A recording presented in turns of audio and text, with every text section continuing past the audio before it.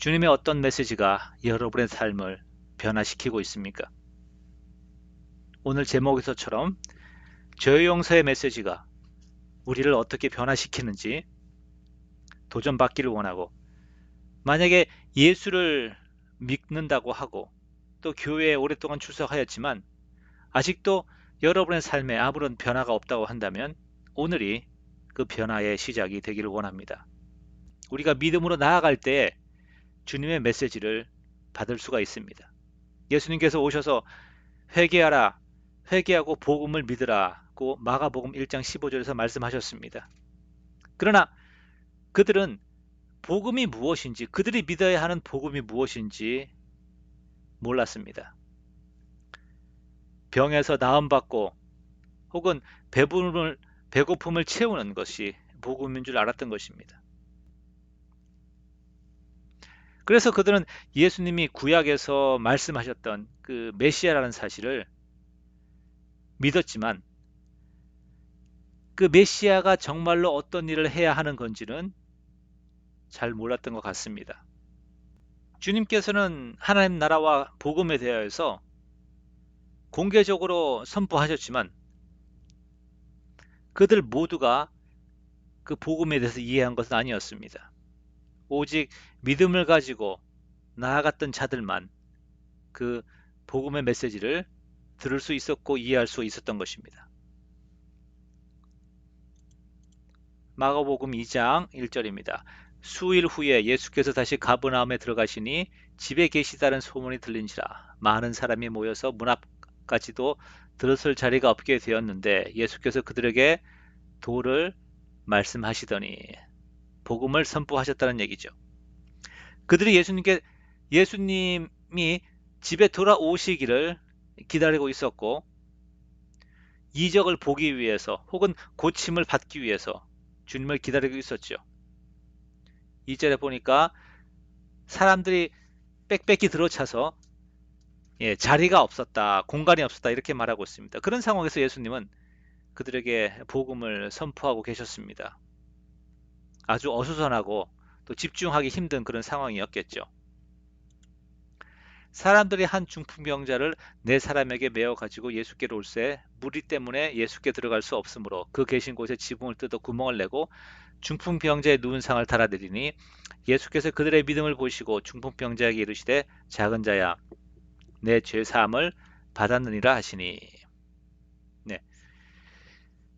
예수님이 계신 그 곳에 지붕을 뚫고 침상 혹은 들것을 달아내렸습니다. 창조적인가요?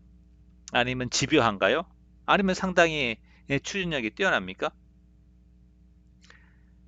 한 가지 분명한 것은 이러한 것이 예수님의 그 말씀을 전하시는 그 상황을 상당히 방해했을 것이라는 것입니다. 그런데 예수님은 꾸짖지 아니하시고 또한 그렇다고 해서 이 남자를 바로 고쳐주신 것이 아닙니다. 오히려 이렇게 말씀하셨죠. 5절 있는 것처럼 작은 자야 내 죄 사함을 받았느니라 하시니 그들의 믿음을 보시고 믿음 무엇이 믿음일까요? 구약 성경에서 믿음 혹은 신실하심 이런 것을 우리가 살펴보면 하나님과의 관계에 있어서 언약적인 관계에 있어서 신실하게 하나님을 따르고 그 말씀을 지켰다는 것을 그럴 때에 신실하다, 믿음이 있다 이렇게 말을 하고 있습니다.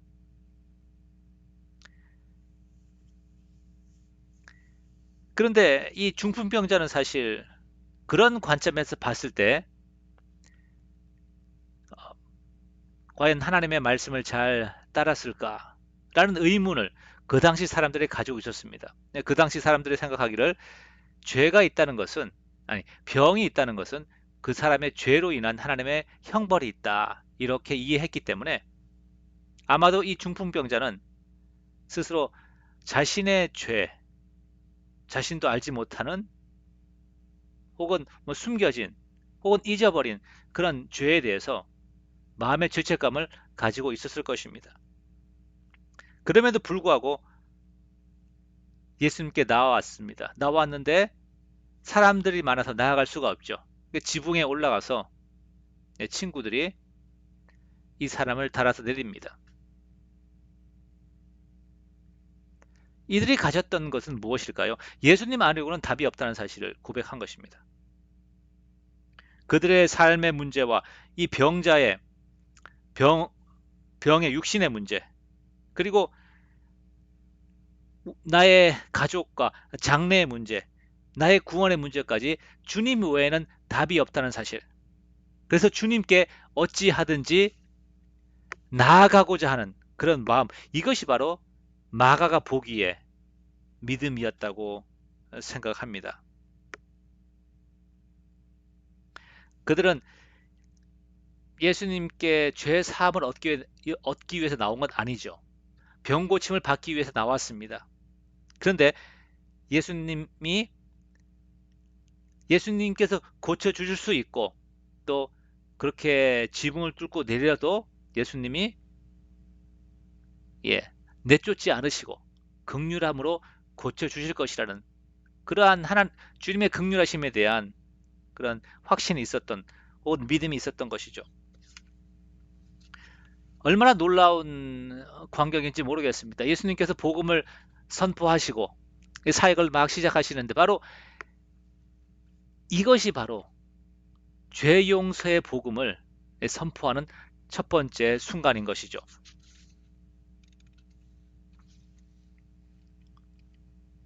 그래서 복음의 핵심은 바로 죄 용서라는 것입니다. 이것이 즐거움과 놀라운 그러한 이유가 되는 것이죠. 또한 이것 때문에 우리에는 즐거움의 이유고 감사와 찬양의 이유지만 이것 때문에 이 죄 용서의 메시지 때문에 예수님께서 십자가에 못 박히게 되시는 겁니다. 왜냐하면 종교 지도자들은 죄 용서의 메시지를 싫어했거든요. 어떤 서기관들이 거기 앉아서 마음에 생각하기를 이 사람이 어찌 이렇게 말하는가 신성모독이로다. 오직 하나님 한 분 외에는 누가 능히 죄를 사하겠느냐. 하나님 한 분 외에는 죄를 사하지 못하는데 예수님이 죄 사함을 선포했으면 예수님이 하나님이라는 말이죠. 그렇지 않다면 하나님이 예수님을 벌하시지 않겠습니까? 그들이 속으로 이렇게 의논하는 줄을 예수께서 곧 중심에 아시고 이르시되 어찌하여 이것을 마음에 생각하느냐. 중풍병자에게 내 죄사함을 받았느니라 하는 말과 일어나 내 상을 가지고 걸어가라 하는 말 중에서 어느 것이 쉽겠느냐. 그러나 인자가 땅에서 죄를 사하는 권세가 있는 줄을 너희로 알게 하려 하노라 하시고 중풍병자에게 말씀하시되 여기에 이유가 있죠. 주님께서 죄 사함을 구하지도 않았고 병 고침을 얻기 위해서 내려온 그 중풍병자에게 죄 사함을 선포하셨단 말입니다. 구절에 있는 것처럼 죄 사함을 받았느니라 하는 말보다 일어나 내 상을 가지고 걸어가라 하는 말, 이것이 훨씬 쉬운 말이죠. 구약 시대에도 보면 많은 선지자들이 병자를 고쳤습니다. 심지어 엘리야와 엘리사는 죽은 자를 살리기도 하였습니다. 그래서 그 당시 사람들이 생각하기를 하나님께서는 경건한 자들의 기도를 들으셔서 이적을 행하신다, 보여주신다라고 믿었고 또한 사실이었죠. 그런데 죄 용서는 오직 하나님 한 분 외에는 하나님의 권한인 것입니다. 예수님께서 왜 이것을 말씀하셨겠습니까? 바로 예수님께서 그들의 믿음을 보셨을 때 이것이 바로 복음을 선포할 수 있는 죄 용서의 복음을 선포할 수 있는 절호의 기회라고 생각하신 것이죠. 그래서 병 고침을 받는 것보다 먼저 죄 용서를 선포하신 것입니다. 이것이 바로 주님이 이 땅에 오신 이유이고 이것이 바로 인류가 가지고 있는 수천 년 동안 내려온 해결하지 못한 문제인 것이죠. 죄로 인해서 하나님과 관계가 파괴되었고 그 죄로 인해서 그들의 삶 가운데 재앙이 그들의 가족과 나라가 멸망의 길로 나갔던 것입니다. 우리의 죄가 우리의 삶을 우리 주위에 있는 모든 사람들의 관계를 파괴하는 것처럼 말이죠. 어느 선지자도 어느 왕도 어느 제사장도 이들을 깨끗하게 하지 못하였고 이들을 구원하지 못했습니다. 그러나 예수님께서는 하실 수가 하셨다는 것입니다. 예수님께서 아주 확실하게 선포하시는 말씀 10절에 인자가 땅에서 죄사하는 권세가 있다. 있는 줄을 너희로 알게 하기 위해서 소자야 내 죄사함을 받았느니라 이렇게 말씀하셨다 하는 것입니다. 여기서 땅에서 우리가 이 말씀 묵상을 해봐야 합니다. 하늘에서 우리가 죽은 다음에 죄 용서를 받는 것이 아닌 이 땅에서 살아있을 때에 오늘 이 순간 우리가 주님께 나아갈 때 죄 용서를 받을 수 있는 것입니다.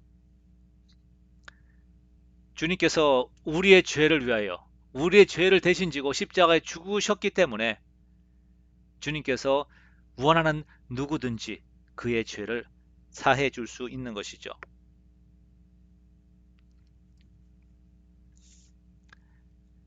그리고 이 중풍병자를 고침으로 인해서 예수님이 선포하신 그 죄 용서의 메시지가 사실이라는 사실을 확증하신 것입니다.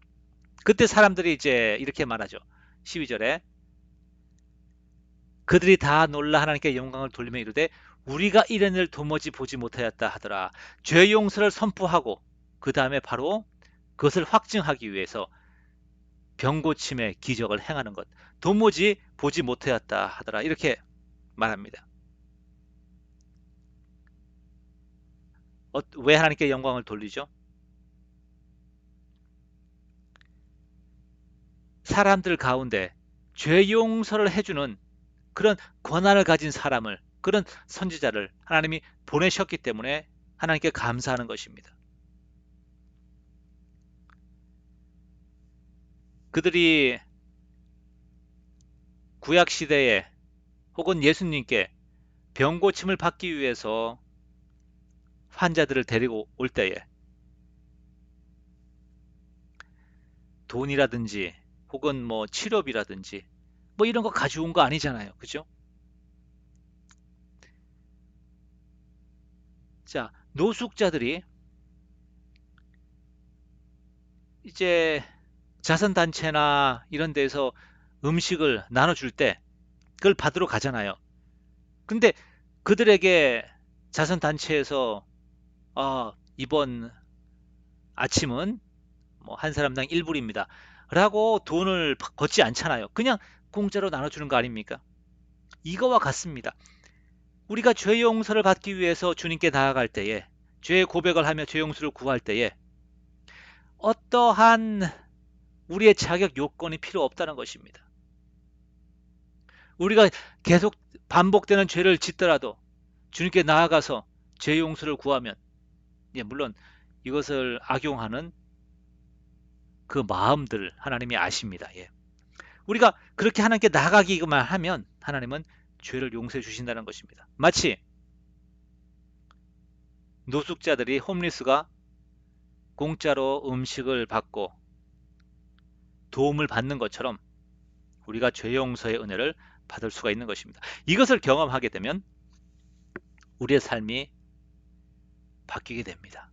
죄 용서의 은혜를 경험하면 낮은 자들과의 교제, 내가 꺼려 했던 자들과의 교제를 마다하지 않습니다.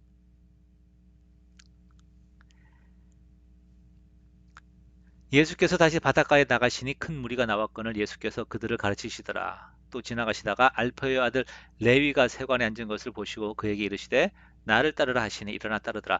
그의 집에 앉아 잡수실 때에 많은 세리와 죄인들이 예수와 그의 제자들과 함께 앉았으니 이는 그러한 사람들이 많이 있어서 예수를 따름이로라. 레위, 또 다른 이름은 마태입니다. 마태복음을 쓴 저자죠. 이 레위의 직업이 예, 세관에서 일하는 뭐 세리장이 그죠? 그렇기 때문에 자기 친구들도 이 세리들이 많은 거예요. 그래서 예수님의 제자가 된 후에 레위가 예수님의 제자들과 또 자기 친구들 다 초대해서 집에서 이제 잔치를 합니다. 기뻐서 마치 이 교회가 동네 사람들 다 초대해서 이렇게 맛있게 음식을 나누면서 또 복음을 전하고 하는 그런 거와 같겠죠.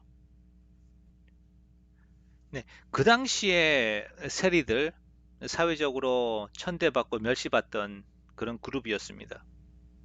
그리고 바리새인들에 의해서 죄인들이라고 불렸습니다.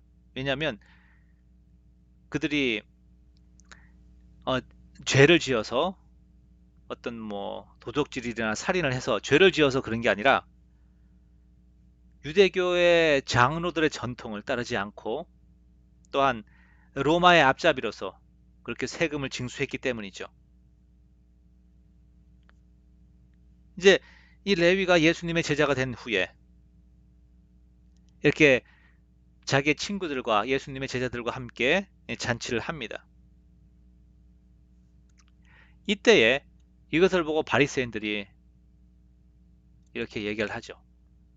바리새인의 서기관들이 예수께서 죄인 및 세리들과 함께 잡수시는 것을 보고 예수님께 이야기하는 것이 아니고 예수님의 제자들에게 이렇게 묻습니다. 어찌하여 세리와 죄인들과 함께 먹는가? 너의 선생은? 이렇게 질문을 하죠. 그때 17절에 이렇게 말씀하십니다. 건강한 자에게는 의사가 쓸데없고 바리새인들아 너희가 스스로 의롭다고 생각하고 또 이들은 세리들은 죄인이라고 말하면서 그들과 어울리지 않으려고 하느냐? 그래. 너희들은 내가 필요 없을 거야. 그러나 이 세리들은 너희가 말하는 이 죄인들은 내가 필요할 것이야. 그래서 나는 이들과 어울리겠다. 나는 의인을 부르러 온 것이 아니요 죄인을 부르러 왔노라 하시니라. 여러분, 이것을 아주 어, 엄중한 경고로 우리가 받아들여야 합니다. 우리의 자랑과 우리의 의에 대한 경고죠. 우리가 믿는 형제 중에 한 사람을 또 어떠한 그룹을 따돌린다면 그들과 어울리기를 주저한다면 그것은 예수께 속하기를 거부하는 것입니다. 나사렛 예수, 가난한 자, 외면받는 자, 소외된 자, 나사렛 예수의 교회는 많은 가난한 사람들이 있고 배우지 못한 사람들, 건강하지 못하고 누군가의 도움이 없이는 하루하루를 살아갈 수 없는 그런 사람들, 그렇게 호감이 가지 않는 세상적으로 말하면 그런 사람들이 많이 있습니다. 아마 교회 안에도 여러분이 출석하시는 그 교회 안에도 같이 어울리고 싶지 않은 형제나 자매가 있지 않습니까? 만약 여러분이 주님께 속하기를 원하신다면 주님의 몸된 교회에 속해야 하는 것입니다. 한국에 가면 공중 목욕탕이 있죠. 공중 목욕탕 안에 가면 이제 온탕이 있습니다. 그래서 온탕에 들어가서 이제 때를 불려야지, 때를 불려야지 이제 때를 잘 밀죠. 근데 보통 들어가기 전에 이렇게 물을 위에를 보면 하얀 거 떠다니죠. 때가 떠 있습니다. 그걸 보고 그런 목욕탕은 관리하는 사람이 청소를 제대로 안 하는 거예요. 그죠? 예. 그걸 보고 들어가기를 주저합니다. 사실 주저하죠. 그런데 들어가지 않으면 제대로 몸을 씻을 수가 없는 것입니다. 이와 같습니다. 우리가 교회 안에서 어떤 사람들의 실수와 또 연약함들을 보고서 그 교회에 내가 어, 들어가기를 원하지 않는다고 한다면 그것은 주님께 속하기를 거부하는 것이고 또 우리의 몸을 우리의 영혼을 씻을 수가 없는 것입니다. 이 말을 잊지 마시기 바랍니다. 나는 의인을 부르러 온 것이 아니요 죄인을 부르러 왔노라 하시니라. 교회는 의로운 자들의 그러한 모임이 아닌 회개한 죄인들, 그래서 성숙해 가는 과정 중에 있는 죄인들의 모임인 것입니다. 그래서 아직도 미숙한 그런 모습들이 많이 보이고 냄새나고